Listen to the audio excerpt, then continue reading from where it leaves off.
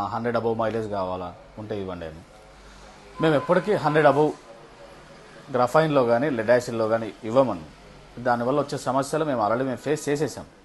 So ఇంకా అది ఇవ్వడం కరెక్ట్ కాదు. టెక్నికల్గా మేము దానివల్ల ఇబ్బందులు ఏమొస్తాయో మాకు అవేర్నెస్ లేని టైంలోనే ఇచ్చి ఇబ్బంది పడ్డ రోజులు చాలా ఉన్నాయి. సో అందుకోసం లెడ్ యాసిడ్ కానీ గ్రఫైన్లో అయితే 100 పైన ఎప్పుడు ఇవ్వం. ఎప్పటికీ 100 పైన ఇవ్వం. ఏమున్నా 100 లోపల ఏదైనా అంత ఇది ట్రై చేయడానికి ట్రై చేస్తాం. కానీ మనం ఎంత ఎక్కువ ఇవ్వడం వల్ల అంత కొంచెం ఇబ్బంది పడాల్సింది వస్తుంది. ఏది వీటిలో టెక్నికల్గా చాలా ఉన్నాయి. ఇప్పుడు నేను అది చెప్పడం వల్ల ఇంకొంతమంది డైజెషన్ చేసుకొని కావాలంటే లిథియం అయన్లో ఇస్తాను ఒక 100 కిలోమీటర్స్ వరకు.